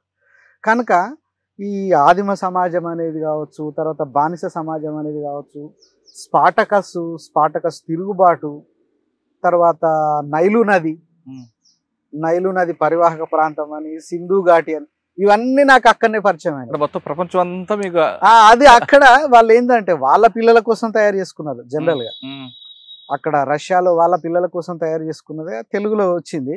అది పోయి నాకు దొరికింది. అది చాలా ప్లస్ పాయింట్ అయింది. అది ఇప్పటికీ కొన్ని పుస్తకాల ఆలయాల్లో దొరుకుతూ ఉంటుంది కావచ్చు. చాలా బెటర్ ప్రభావం మీకు, చాలా ప్రభావితం. తర్వాత ఇప్పుడు లెఫ్ట్ సాహిత్యం అంతా దాదాపుగా నేను అప్పుడే చదివేసిన. 5 అంటే ఎంత 11-12 సంవత్సరాల 10-11 సంవత్సరాల మధ్యలోనే దాదాపుగా చదివించాను. అంటే ఇంద్రధనుసు కావచ్చు, ఆ తర్వాత అమ్మ నవల కావచ్చు, ఇంకా చాలా విముక్తి, ఇట్లాంటివన్నీ చదివేసి. మీరు అమ్మ నవలు చదివారు కదా, అందులో మనసుకి హత్తుకునే సంఘటనలు కొన్ని ఉంటాయి, నేను చదివాను. మరి అది చదువుతున్నప్పుడు మనకి అమ్మ నాన్న గుర్తురాలేదా? గుర్తొచ్చింది. అంటే ఇప్పుడు రక్త సంబంధం ఏంటో అనే విషయం చాలా స్పష్టంగా ఉంటుంది అమ్మ నవల్లో. రక్త సంబంధం అనేది ఉంటది. తర్వాత ఈ సమాజం పట్ల ఉండే అమ్మలకు, ఒక అమ్మలకు గనక ఏ రకమైన సమాజం పట్ల అమ్మలకు ఉండే బాధ్యత అదొకటి ఉంటుంది. తర్వాత మనకి తొలి గురువు ఎవరు అంటే అమ్మ. అంతే, అది మనకు చాలా స్పష్టంగా అమ్మ నవల్లో కనిపిస్తుంది. మరి అప్పుడు అమ్మ చదువుతున్నప్పుడు అమ్మ గుర్తురాలేదా? గుర్తొచ్చింది. అమ్మ కంటే కూడా అమ్మ పడే శ్రమ గుర్తొచ్చింది నాకు. ఆవిడ శ్రమని ఏ అమ్మ అయినా సరే ఆవిడ పడ్డ శ్రమకు మనం ఎవరైనా మర్చిపోవు. అప్పటిదాకా ఏంటంటే ఇదంతా సహజమే కదా. మా అవ్వ ఏం చేసేదంటే 10 రూపాయల కోసం వర్షాకాలంలో పొద్దు నుంచి సాయంత్రం దాకా మొత్తం ఆ నాట్లు వేసి వచ్చి సాయంత్రం వస్తే మొత్తం ఇట్లా పుండ్లు అయ్యేవి. ఆ పుండ్లు అయితే ఆమె ఏడ్చుకుంటే వాటిని గడుపుకునేది. అంటే ఒక్క 10 రూపాయల కోసం. అంటే సొసైటీ ఎట్లా ఉందో చూడండి. ఒక్క 10 రూపాయల కోసం పొద్దున్న నుంచి సాయంత్రం వరకు ఆ వర్షంలో తడుచుకుంటూ నాట్లేయాలి. ఇట్లాంటి పరిస్థితులలో అవన్నీ అంటే నవల చదువుతున్నప్పుడే కానీ నాకు మిగతా సాహిత్యాన్ని చదివినప్పుడు మా అవ్వ గుర్తొచ్చేది. అంటే ఒక శ్రామికురాలు ఎంత కష్టపడుతున్నది సొసైటీలో, అయినప్పటికీ కూడా తగిన ఫలితం లేదు అనేది నాకు అప్పటి నుంచే కలిగింది. ఆ నవల ప్రభావం చూపించింది మీ మీద. పార్టీలోకి వెళ్ళారు, నర్సంపేట దళాల నుంచి ఉన్నారు, నెక్కొండ ప్రాంతం. తర్వాత మీ ప్రయాణం ఎలా ముందుకు వచ్చింది? ఆ తర్వాత 93, 94లో నాకు మొట్టమొదటిసారిగా పార్టీ మెంబర్షిప్ ఇచ్చింది. అప్పుడు వయసు ఎంతో? 14 సంవత్సరాలు. జనరల్గా 18 సంవత్సరాలకు పార్టీ మెంబర్షిప్ ఇవ్వాలి, కానీ నాకు మాత్రం ఏంటంటే ఆ టైంలోనే ఇచ్చింది 14 సంవత్సరాల వయసు. తర్వాత ఆ తర్వాత నేను 96లో ఏరియా కమిటీ మెంబర్ అయినా. ఎక్కడ ఏరియా? అదే నెక్కొండ ప్రాంతంలో ఏసీ మెంబర్, శాక్ మెంబర్ అనేది అప్పట్లో. ఆ తర్వాత ఇంకా అట్లా అది క్రమక్రమంగా 2000 వరకు, అంటే 1999 వరకు నేను నెక్కొండ ప్రాంతంలో ఉన్నాను. నెక్కొండ ప్రాంతంలోనే దాదాపుగా దళ సభ్యుల నుంచి కమాండర్ స్థాయి వరకు అక్కడే దళ సభ్యుడిగా అయ్యారు. తర్వాత దళ సభ్యుల నుంచి అక్కడ కమాండర్ వరకు అక్కడనే పనిచేసిన 1999 వరకు. ఆ తర్వాత పాలకుర్తి దళంలో పనిచేసిన, పాలకుర్తి ఏరియా కమిటీ సెక్రటరీగా పున్నం చందర్ పేరుతో పనిచేసిన. పున్నం చందర్ పేరు. అప్పుడు మీకు ఎవరు బాధ్యుడు? ఇక అప్పుడు చాలా మంది ఉండేది. అది అప్పుడు ఏంటి, కడార్ రామన్న ఉండేది, ఆర్కే ఉండేది. ఆర్కే అంటే వరంగల్ ఆర్కే? వరంగల్. వాళ్ళందరూ బాగా అప్పుడు వాళ్ళతో కలిసి పనిచేసిన కొలీగ్స్. పాలకుర్తి ఏరియాలో అప్పుడు దాడులు, పెద్ద దాడులు ఏమైనా గుర్తున్నాయా? పెద్దగా అవి ఏమంటాం మనం, ఈ దాడులు అప్పుడు మేమంతా చాలా రహస్యంగా ఉండేది, ఇళ్ళల్లో ఉండేది, తోటలలో ఉండేది. అప్పుడు పెద్ద ఎన్కౌంటర్స్ ఏం కాలేదు. తర్వాత పాలకుర్తి నుంచి డైరెక్ట్ ఇక పార్టీ నిర్ణయించింది, కేంద్ర కమిటీ, నువ్వు డైరెక్ట్ ఇదివరకు జననాట్య మండలిలో పనిచేసినావు కనుక నువ్వు ఇప్పుడు ఈ దండకరణ్యాన్ని పోతే మంచిదని అటు దండకరణ్యం. ఏ సంవత్సరం వెళ్ళారు మీరు? 2001లో, 1 ఫిబ్రవరి. ఓకే, 2001 నుండి ఇప్పుడు వచ్చే వరకు అక్కడే ఉన్నారు? మొత్తం అక్కడనే, నా లైఫ్ అంతా ఇక అక్కడనే. ఎక్కడ దండకార్యం ఏ ప్రాంతం ఎక్కువగా ఉంది? దండకరణ్యం అంతా తిరిగేది, ఒక ప్రాంతం అనేది ఏం లేదు. ఇక్కడ నుంచి అంటే గోదావరి దాటినప్పటి నుంచి మొదలు పెడితే దాదాపుగా మైదాన ప్రాంతం కూడా తిరిగినాయి, అంటే బిలాస్పూర్. అంటే దాదాపు 20 సంవత్సరాలు అక్కడే ఉన్నారు మొత్తం. 25 సంవత్సరాల దండకార్యంలో మీకు చాలా అనుభవం ఉంది. అనుభవంలో మీకు బాగా గుర్తుండిపోయిన సంగతి చెప్పండి. అంటే మంచి అవ్వచ్చు, చెడు అవ్వచ్చు. బాగా గుర్తుండిపోయిన అంశాలు అన్నప్పుడు ఏంటంటే, నేను మిలిటరీ యాంగిల్లో కాకుండా, ఈ మిలిటరీది కాదు నాది ఎక్కువ. అంటే నా బాధ్యత ఏంది అని అన్నప్పుడు, ప్రజల సంస్కృతిని అధ్యయనం చేయడం, తర్వాత ఆ ప్రజల సంస్కృతిలో ఉన్న అశాస్త్రీయతను తొలగించడం, తర్వాత ఇంకా అంటే సైంటిఫిక్ టెంపర్ని పెంచి దాన్ని మరింత ముందుకు తీసుకుపోయే విధంగా కృషి చేయడం. ఏం గుర్తించారు మీరు దండకారణ్యం 25 సంవత్సరాలు? అదే చాలా విషయాలు ఉంటాయి. ఇప్పుడు ఉదాహరణకు మన ఒక రకంగా చెప్పాలంటే అదొక ద్రావిడియన్ కల్చర్, ఆదివాసుల మూలవాసుల సంస్కృతి. దాన్ని పరిరక్షించుకుంటూ దాన్ని ఎట్లా ముందుకు తీసుకుపోవాలనేది నా మొత్తం కృషి, నా మొత్తం స్టడీ, మీ అధ్యయనం అంతా దాని మీదనే ఉంది. అదే, అందులో లోటుపాట్లు ఏం గుర్తించారు మీరు? అందులో ఉన్న ప్లస్ పాయింట్ ఏంది అని అనుకున్నప్పుడు సామూహికత. అంటే ప్రపంచవ్యాప్తంగా ఉన్న ఇండిజినస్ పీపుల్ కల్చర్ ఎట్లా ఉందో, మన భారతదేశ సాంస్కృతిక మూలాలు, మన తెలుగు జాతి మూలాలన్నీ అక్కడనే ఉన్నాయి అనేది నన్ను అర్థం చేసుకున్నా. ఇది ఒక చాలా ముఖ్యమైన పాయింట్. ఇప్పుడు చాలా మంది ఏంది, నీది ఈ కులం రా, నీది ఆ కులం రా, నీది ఈ మతం రా, ఆ మతం రా చాలా మంది అంటారు, కానీ అదంతా నాన్ సెన్స్. కానీ ఫస్ట్ మనది అక్కడ, మన తాత ముత్తాతలు ఇక్కడ ఉన్నారు అనేది మన ప్రతి పండుగకు ఉన్న మూలాలన్నీ దండకారణ్యంలో ఉన్నాయి. అది మన అమ్మమ్మ ఇల్లు, మన తాతల ఇల్లు, మన పూర్వీకుల ఇల్లు అని నేను భావిస్తున్నా. దండకారణ్యం అనేది ఒక ఎగ్జాంపుల్ చెప్పండి. చెప్తా. ఇప్పుడు ఉదాహరణకు దసరా పండుగ అని అంటాం కదా, ఈ దసరా పండుగ అనేది కూడా ఇక్కడ నుంచి అక్కడికి కాకతీయ రాజులు పోయిన తర్వాతనే అక్కడ ఇప్పుడు నెల రోజుల పండుగగా మారింది దంతేశ్వరి అనేది. ఆ దంతేశ్వరి అనేది ఇక్కడ భద్రకాళి మనం కొలుస్తాం కదా, వరంగల్లో ఉన్న భద్రకాళిని వాళ్ళు తీసుకుపోయి అక్కడ దంతేశ్వరిగా ప్రతిష్ఠించారు. అంటే మూలాలు మన దగ్గర కదా వచ్చినట్లు. ఇది ఇక్కడ నుంచి, అంటే ఇది ఓరుగల్లు రాజులు ఇక్కడ నుంచి అటువైన్లు. కానీ అంతకంటే ముందు ఇప్పుడు మనం ఏమంటాం, తల్లి దేవతలను కొలుస్తాం కదా, పోలేరమ్మ అని అంటారు, తర్వాత ఎల్లమ్మ అంటారు, ఆ తర్వాత ఇదేంటి పెద్దమ్మ, ఈ కట్ట మైసమ్మ, వీళ్ళందరూ కూడా ఏందనంటే ఈ తల్లి దేవతలు అందరూ కూడా అక్కడ పూజింపబడతారు. వివిధ పేర్లు ఉంటాయి. పేర్లు అలాగ కావచ్చు, లేకపోతే కొన్ని విధానాలు పూజా విధానం ఒకేలా ఉంటుంది. కానీ అక్కడ తల్లులను ఎట్లయితే కొలుస్తారో అదే తల్లులను మనం కూడా ఇక్కడ మొక్కుతా ఉంటాం. ఇప్పుడు అక్కడ దాదాపుగా ఏంటంటే తూల్ డోక్రి అంటారు, తూల్ యాయ. తూల్ అంటే ఏంటిది అంటే కోయ భాషలో తొలి అనే అర్థం. మనం కూడా నీ కొడుకు ఈయన పెద్దోడా చిన్నోడా అంటే నాకు తొలుసూరి కాన్పు అంటది, లేకపోతే తొలుసూరు కొడుకు అని అంటారు. తుల్ అనేది ఒకటే అన్నాడు, అంటే తొలి. పుస్తక భాషలో తొలి అయిపోయింది కానీ తుల్ అని వాళ్ళు అంటారు. అందుకని ఏంటంటే తూల్ యాయ అంటే మొదటి యాయ.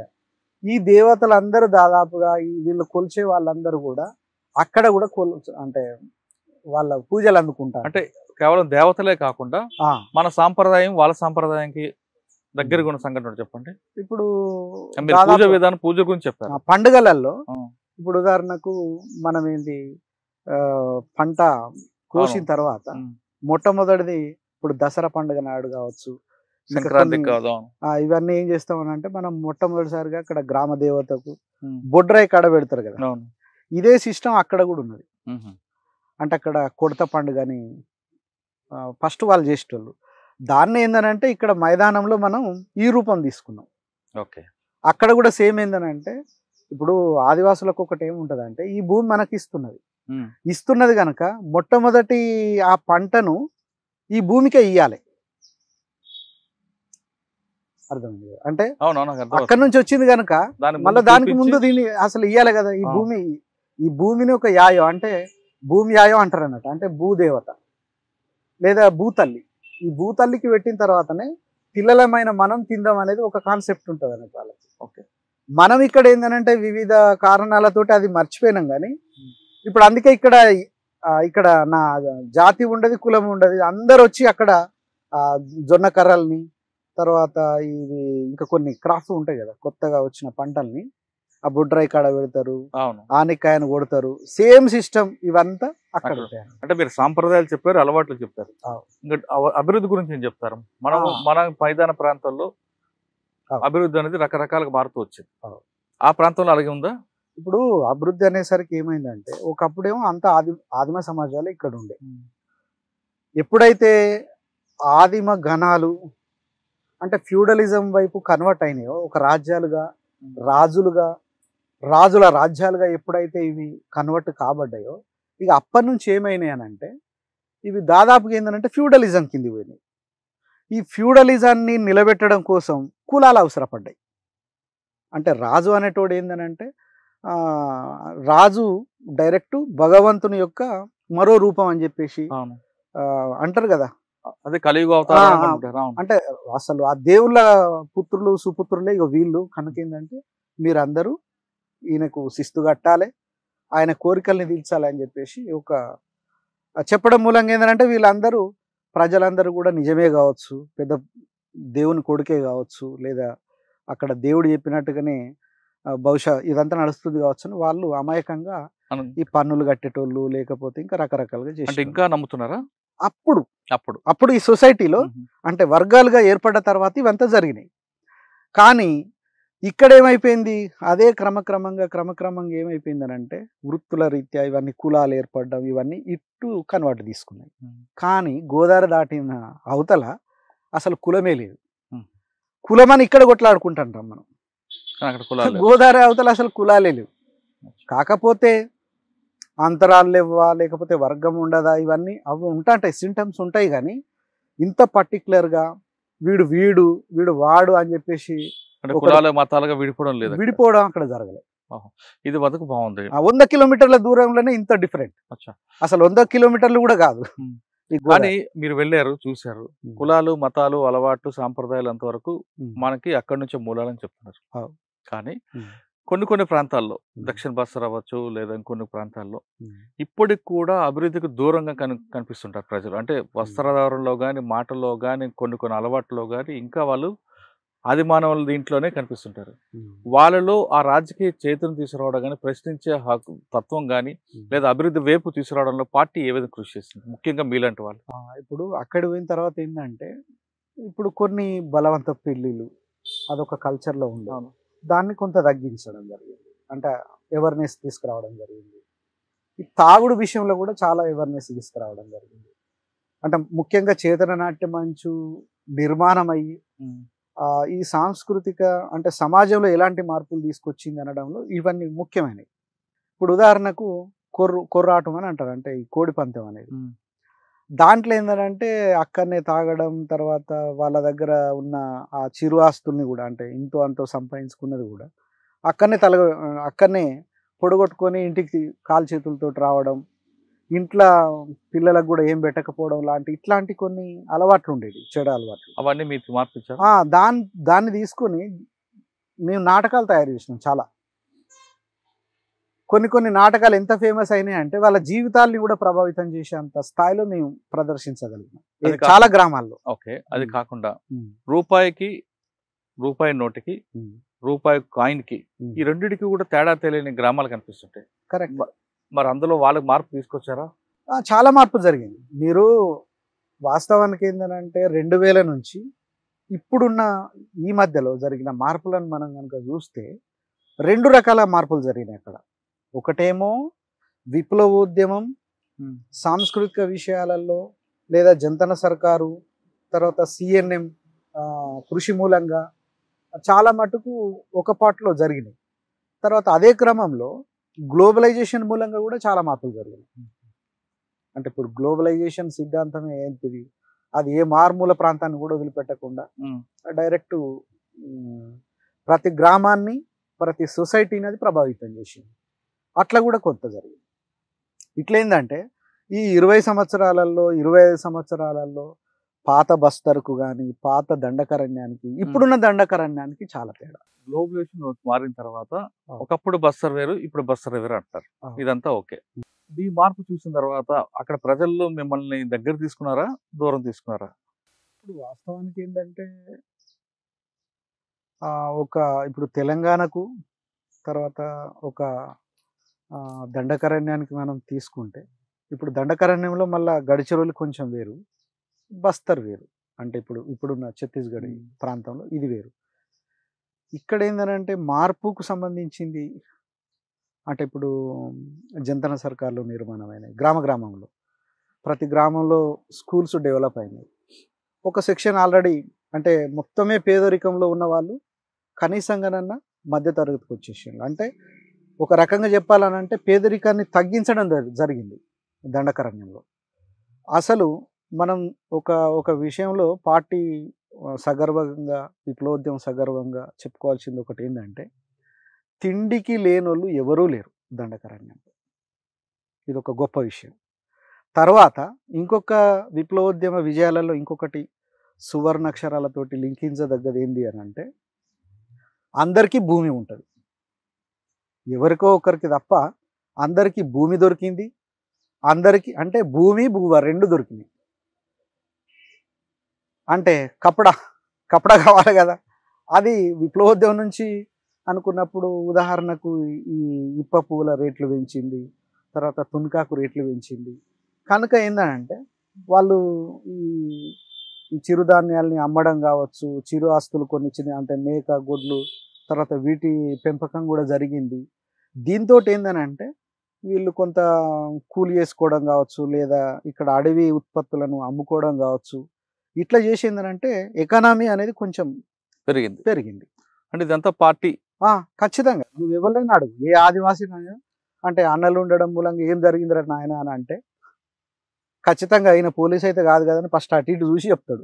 ఓకే, ప్రజలకు ఎందుకు దూరం పెరిగింది మీకు చెప్తున్న దక్షిణ బస్తర్లోనే? దూరం పెరిగింది అనడంలో అంటే పూర్తి నిజం కాదు. దూరం పెరగలేదు, దగ్గరే అయినాం. కానీ దూరం పెరగకపోవడం తోటే ప్రతి గ్రామంలో క్యాంపులు వేసింది కదా. అదే ఒకప్పుడు లేదు, ఇప్పుడు రీసెంట్లీగా కూడా ప్రజల నుండి పార్టీని వేరు చేయడం కోసమే ఒక్కొక్క పంచాయతీలో డైరెక్ట్ పోలీస్ క్యాంపులు తీసుకొచ్చింది కదా.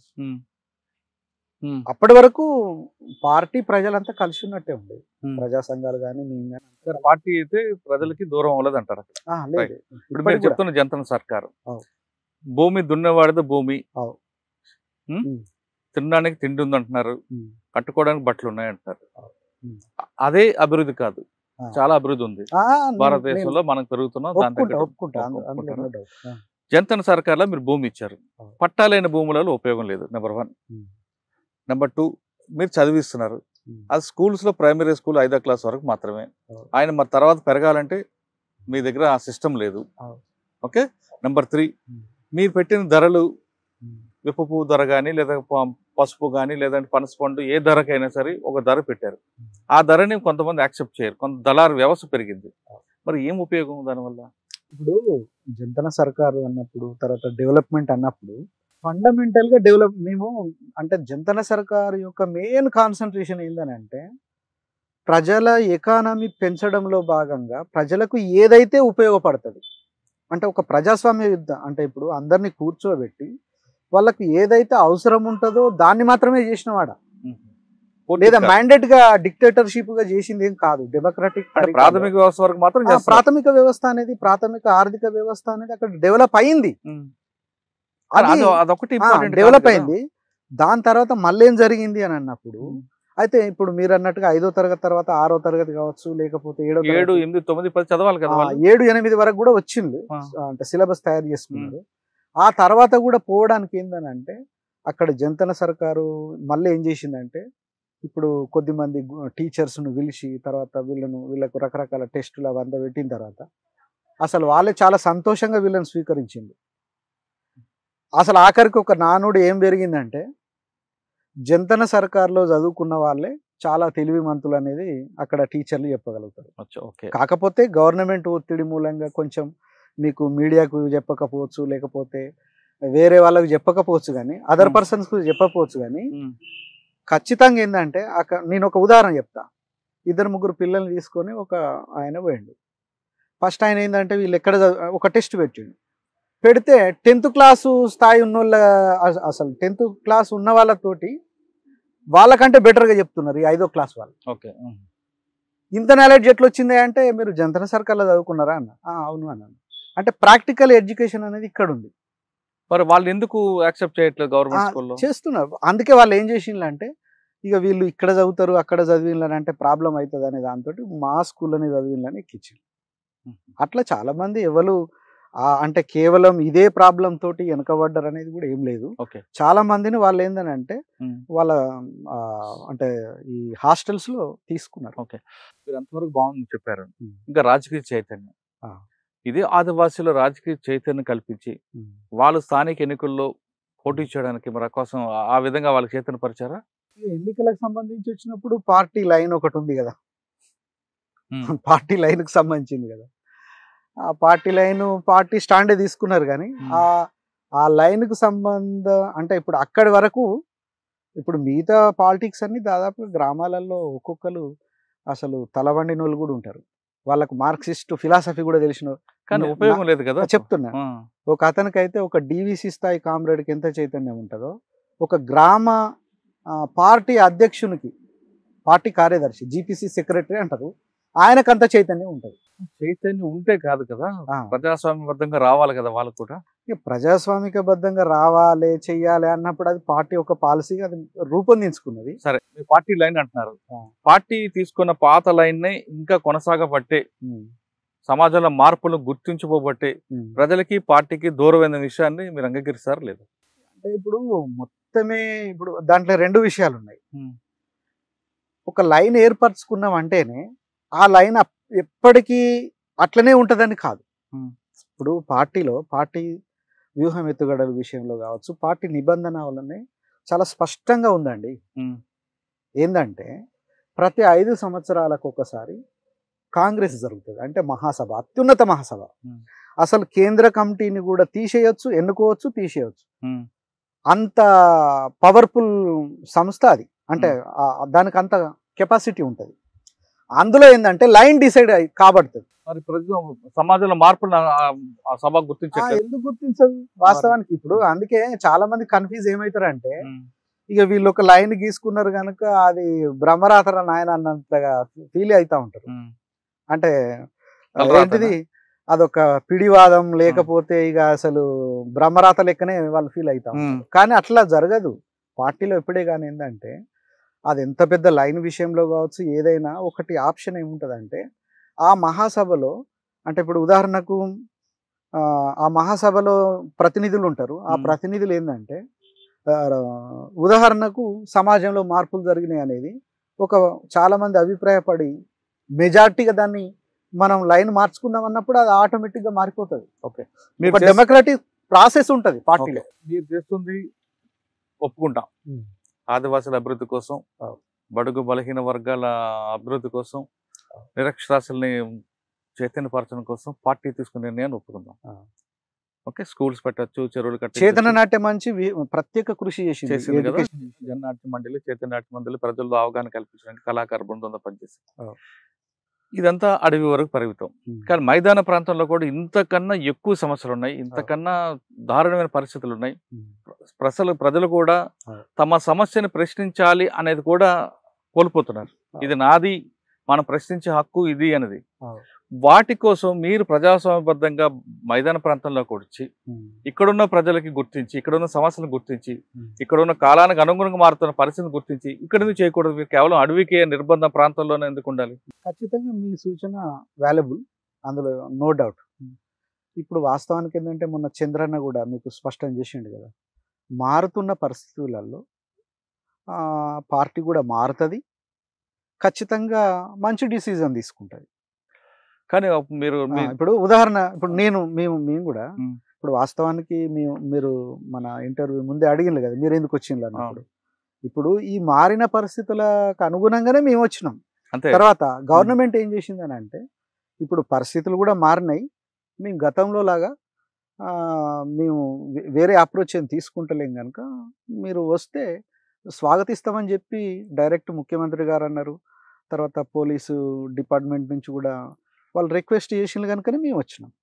అంటే ఇప్పుడు మన తెలంగాణను ఒక అభివృద్ధి కోసం అంటే ఒక రకంగా ఏంటంటే నూతనంగా మళ్ళీ దీన్ని ఇంకా నిర్మించుకుందాం, అభివృద్ధి పథంలో ముందుకు పోవడం కోసం మీ అవసరం కూడా ఉంది, మీరు రండి అని స్వాగతించడం మూలంగానే మేము ఇలా ప్రజల్లో ప్రభుత్వ పిలుపుకి మీరు స్పందించారు, వచ్చారు, మేము కూడా స్వాగతిస్తున్నాం.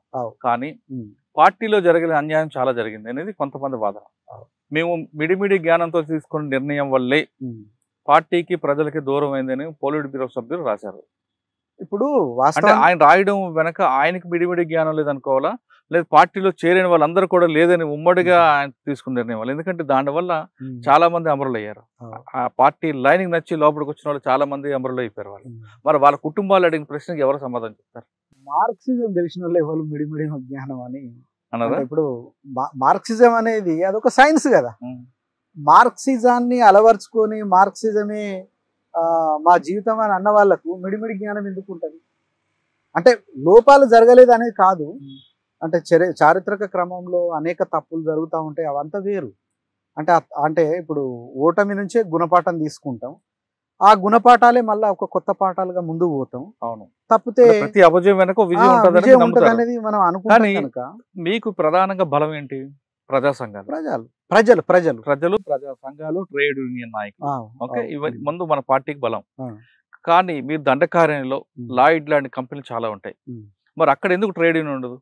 అదే ఇప్పుడు ఆదివాసీ సమాజంలో ఇంకా కార్మిక వర్గం అనేది డెవలప్ కావాల్సిన అవసరం ఉంది. మరి ఈ 30 సంవత్సరాల్లో అది ఎందుకు గుర్తించలేపారు? ఇప్పుడు వాస్తవానికి ఏంటంటే కొంత ప్రయత్నం చేసినాం. ఇప్పుడు ఉదాహరణకు దండకారణ్యం నుంచి ఏంటంటే ఇటు చెన్నై కావచ్చు, బెంగుళూరు, హైదరాబాద్కు ఈ వలస కార్మికులు అనేటోళ్ళు లేదా ఈ ఉప్పర్ పని చేయడం కోసం వచ్చేటోళ్ళు,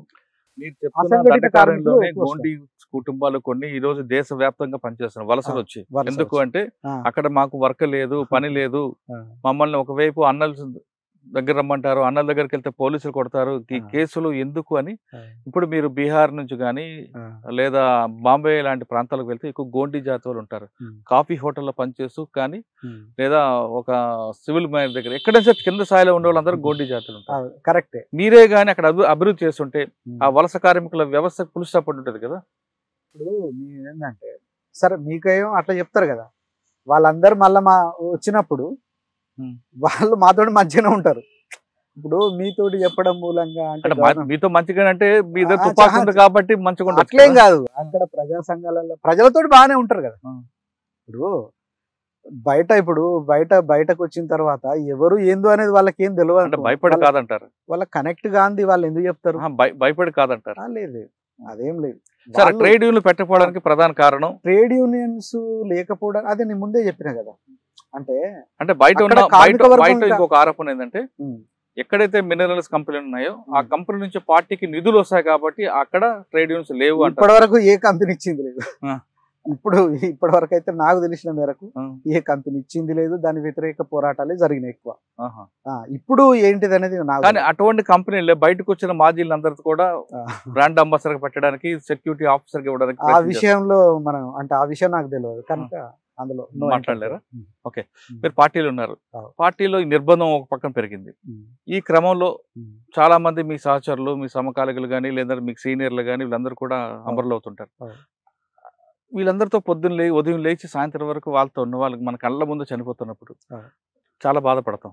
ఎవరైనా బాధపడతాం. అటువంటి బాగా మీకు మనసు కదిలిన సంఘటన వచ్చారు? ఒక్కటి కాదు, అనేక ఘటనలలో. అంటే ఇప్పుడు ఉదాహరణకు కళ్ళ ముందు చాలా మంది చనిపోయిన వాళ్ళు ఉన్నారు. తర్వాత తెలంగాణ ప్రాంతంలో చాలా మంది ఉన్నారు. ఇప్పుడు కలిసి ఆ తర్వాత ఎన్కౌంటర్ అయిన వాళ్ళు ఉన్నారు. ఆ విధంగా మీకు బాగా దగ్గరుండి మీకు బాగా నచ్చిన వ్యక్తి, ప్రాణాలు కోల్పోయిన వ్యక్తి ఏమైనా ఉన్నారు? ఒక్కలని కాదు, చాలా అసలు ఎంతమంది ఉండొచ్చు, కానీ మనకు బాగా దగ్గరైన వ్యక్తి ఉంటారు కదా మనతో పాటు. అందరూ బాగానే ఉన్నారు. నేను చాలా కాలం వాస్తవానికి మనతో ప్రయాణం చేసిన వ్యక్తి. నేను వాస్తవానికి ఏంటంటే పార్టీలో చాలా మంది కామ్రేడ్లీ భావనతోటి మెదిలిన వాళ్ళం. అంటే బయట ఫ్రెండ్స్ అంటారు కదా, కామ్రేడ్లీ భావనతో ఉన్న వాళ్ళు అనేక మంది, ఒకే కంచంలో తిని ఒక దగ్గర పడుకున్న వాళ్ళని చాలా మంది ఉన్నారు. అద్భుతమైన కామ్రేడ్స్ ఉన్నారు అన్నట్టు. వాళ్ళందరూ ఇక అందుకే నేను చాలా ఎక్కువ లోతులో పోను అన్నట్టు, డీప్ గా పోను. పోతే మన మైండ్ పని చేయదు అనే దాంతో నేను ఏం చేస్తా అంటే గుర్తుకొచ్చినప్పుడల్లా కొంచెం దాన్ని అట్లా పక్కన పెడతా. సరే, చాలా మంది ఉన్నారు అమరులైన కామ్రేడ్ తలుచుకుని ఒక మంచి పాట పాడండి. ఎంత గొప్ప చరిత మీదిరా, ఇంత ధీర ఘనత మీదిరా, మీదెంత ధీర ఘనత మీదిరా, ఎంత గొప్ప చరిత మీదిరా, ఎంత ధీర ఘనత మీదిరా, కన్నీటి చుక్కలన్నీ కలిపి దోసిల్లబడితే, కన్నీటి చుక్కలన్నీ కలిపి దోసిల్లబడితే, ముద్దు ముఖం కండ్ల కంటెరా,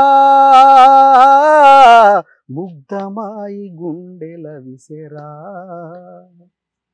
ముగ్ధమాయి గుండెల విసెరా,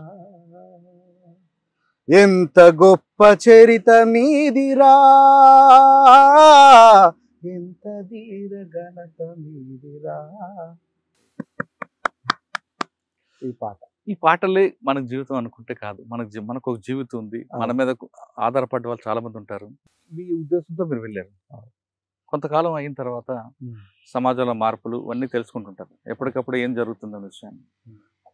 ఎప్పుడైనా అనిపించిందా మనం ఎంచుకున్న లైన్ కరెక్ట్ కాదు, ఎక్కడో మనం తప్పు చేసామనే ఫీలింగ్ ఎప్పుడు వచ్చిందా?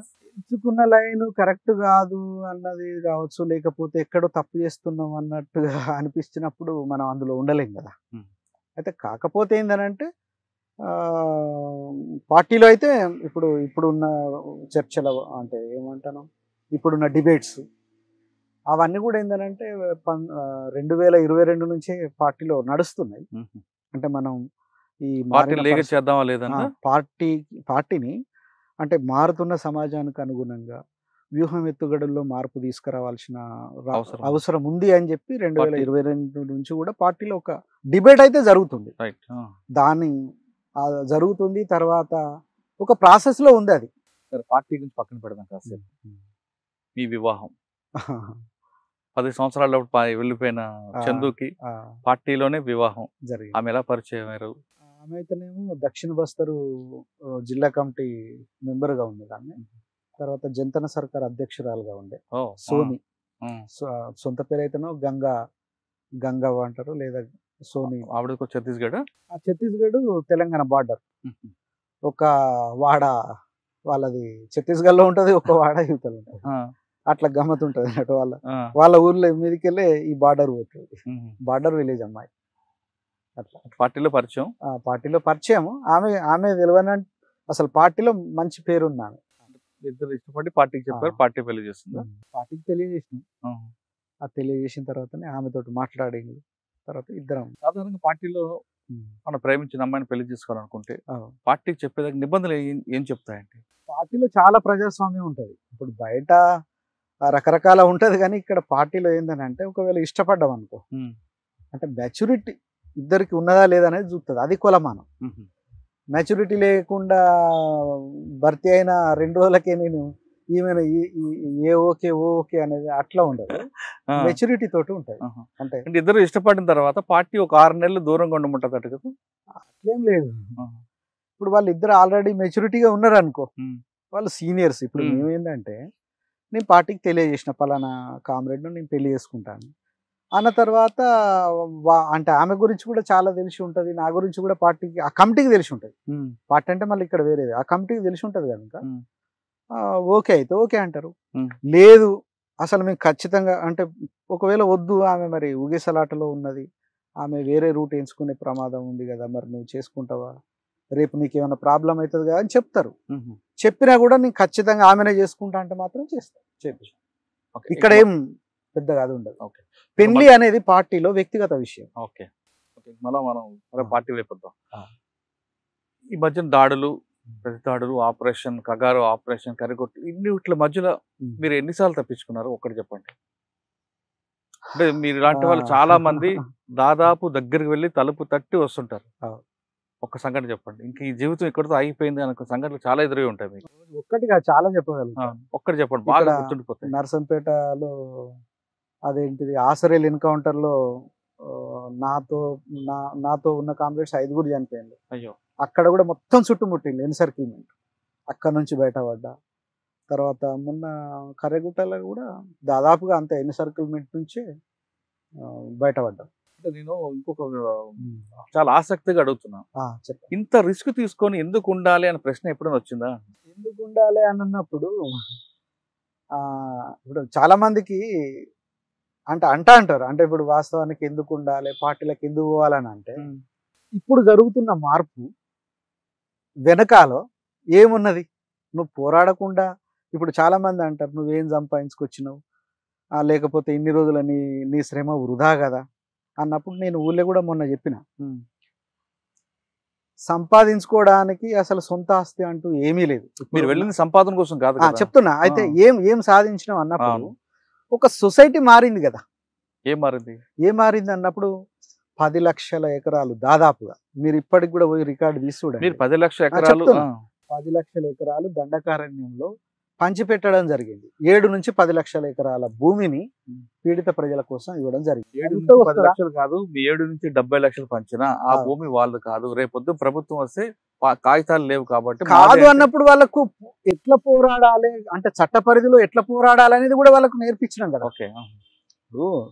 చట్ట పరిధిలో కూడా వండుకుంటా అంటే కేవలం తుపాకీ బట్టి పోరాడడం అనేదే కాకుండా చట్ట పరిధిలో కూడా అంటే 5th షెడ్యూల్, ఇక్కడైతే 1/70 యాక్ట్ అంటారు కదా, 5th షెడ్యూల్ 6th షెడ్యూల్ చట్ట పరిధిలో కూడా ఎట్లా పోరాడాలనేది వాళ్ళకు అనేక క్లాసులు చెప్పినాం, అనేక విషయాలలో వాళ్ళని ఎడ్యుకేట్ చేసుకున్నాం. అడవి అన్నది మీరు పంచుతున్నారు కానీ పర్యావరణాన్ని కోల్పోతుంటారు. లేదు అడవిని అస్సలు పంచలేదు. అడవిని రక్షించడం కోసం ఆల్రెడీ అంటే అడవి రక్షణ కోసమే ఒక ప్రత్యేక కమిటీలను పెట్టినాం.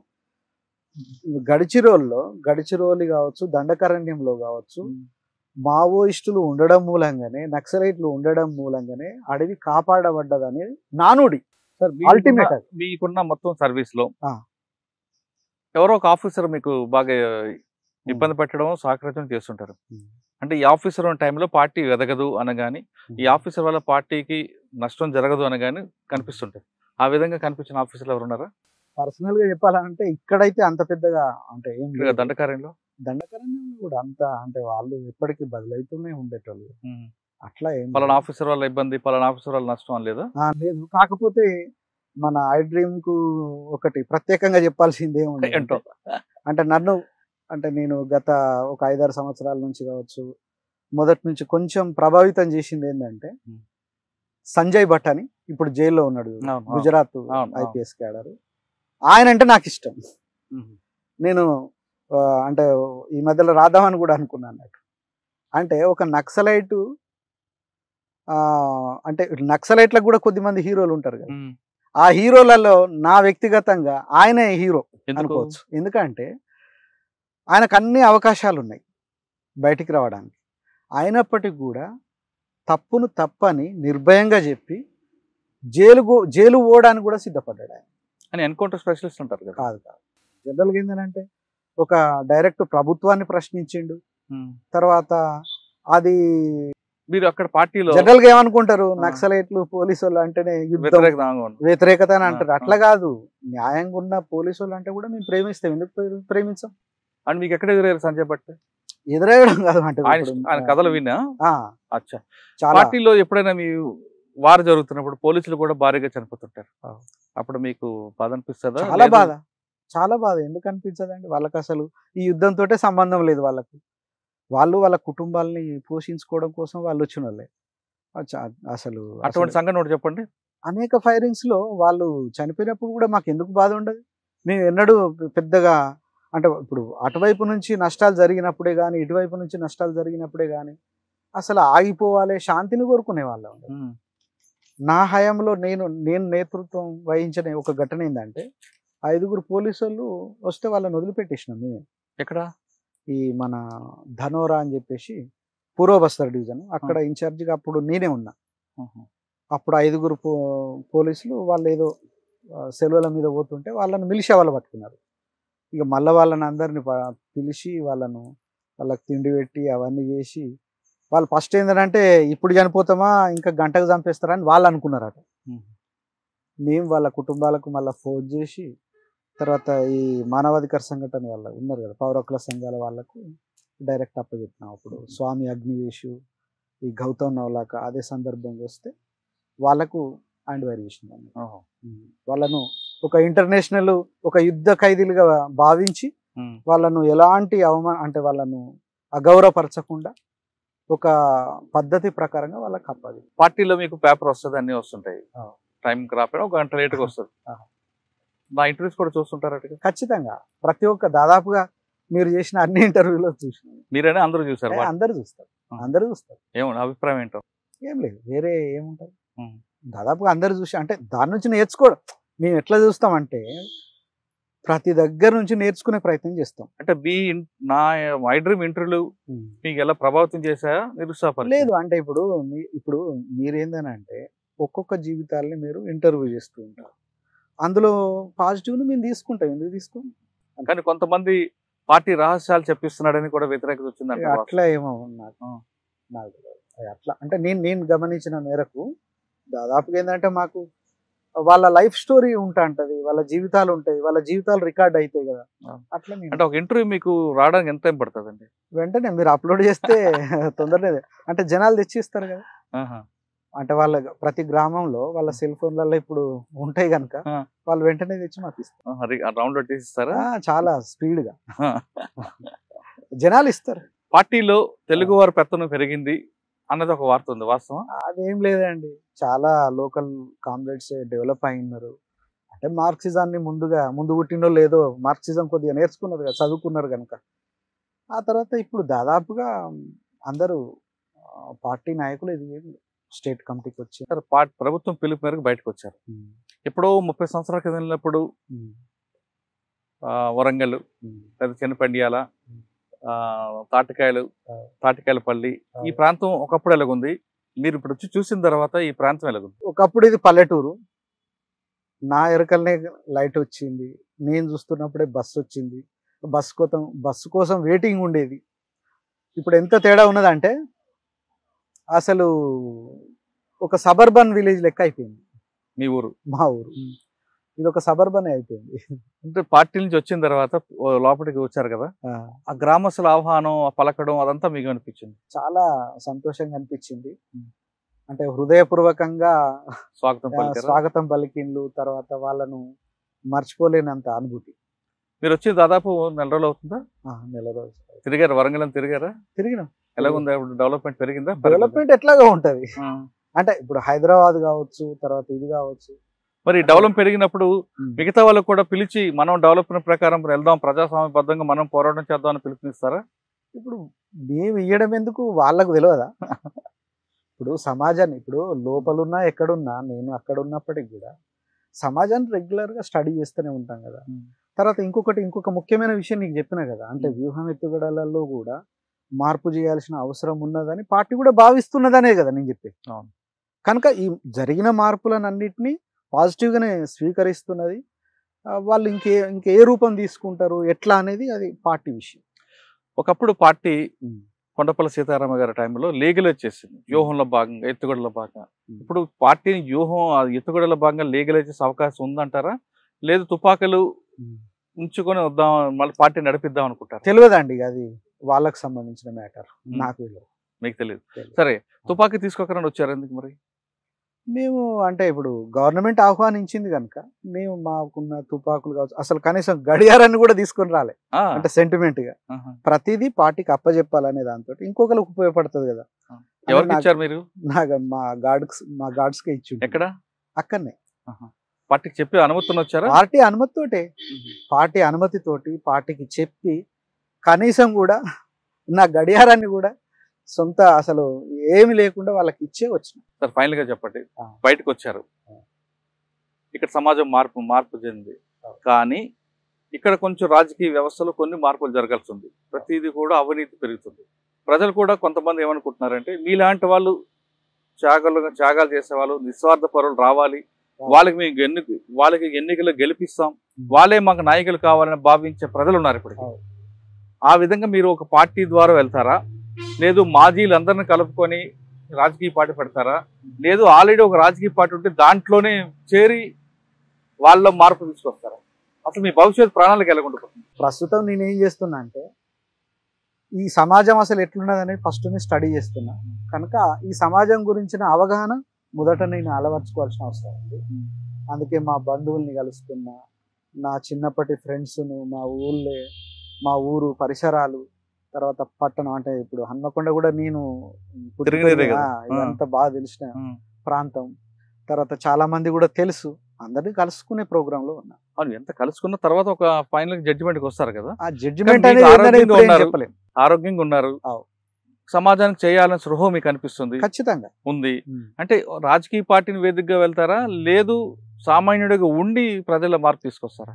ఏది ఏమైనా అది రాజకీయ పార్టీయా లేకపోతే ఏది అనేది నేను ఇప్పుడే వెంటనే చెప్పలేం. కానీ ఒకటి మాత్రం ఏంటంటే 35 సంవత్సరాలుగా అంటే సమాజాన్ని అర్థం చేసుకున్న వ్యక్తిగా, ఒక మార్క్సిజాన్ని చదువుకున్న వ్యక్తిగా, సాంస్కృతిక విషయంలో అపారమైన అనుభవం ఉంది కనుక ఆ అనుభవం అంటే మళ్ళీ నేను వ్యక్తిగతంగా ఏదో పెద్ద అది కాదు, ప్రజలు నాకు నేర్పిల్లు, మార్క్సిజం నుంచే నేను నేర్చుకున్నాను కనుక ఈ జ్ఞానాన్ని మళ్ళీ ప్రజల కోసమే అంటే ప్రజల నుంచి నేర్చుకున్న జ్ఞానాన్ని దాన్ని మళ్ళీ సింథసైజ్ చేసుకొని ప్రజల కోసమే ఉపయోగిస్తాను అనేది నా మెయిన్ ఒపీనియన్.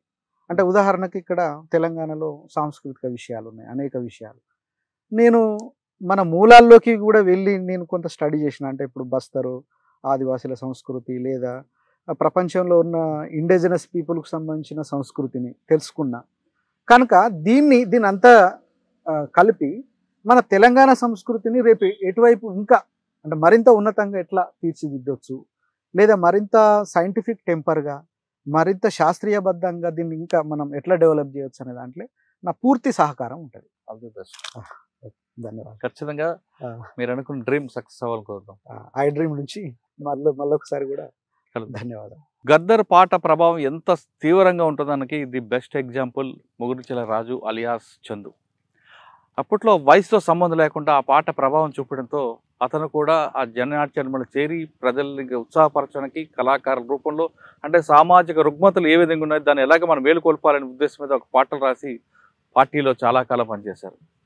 పార్టీ తీసుకున్న లైను మంచిదా చెడుదా అని కాసేపు పక్కన పెడితే, ప్రభుత్వం ఇచ్చిన పిలుపు మేరకు ప్రస్తుతం జనజీవనతలకు వచ్చిన ఆయన మరొకసారి ప్రజల దగ్గర నేర్చుకున్న విజ్ఞానాన్ని జ్ఞానాన్ని తిరిగి ప్రజలకు పంచడానికి తన వంతు సహకారం ఉంటుందంటూ చాలా స్పష్టంగా చెప్తున్నారు. అది ముగుర్చల రాజు అలియాస్ చందు గారితో ఎక్స్క్లూజివ్ ఇంటర్వ్యూ. వచ్చే వారం మరొక ఇష్టం మళ్ళీ కలుద్దాం. అంతవరకు నమస్తే. Thank you very much.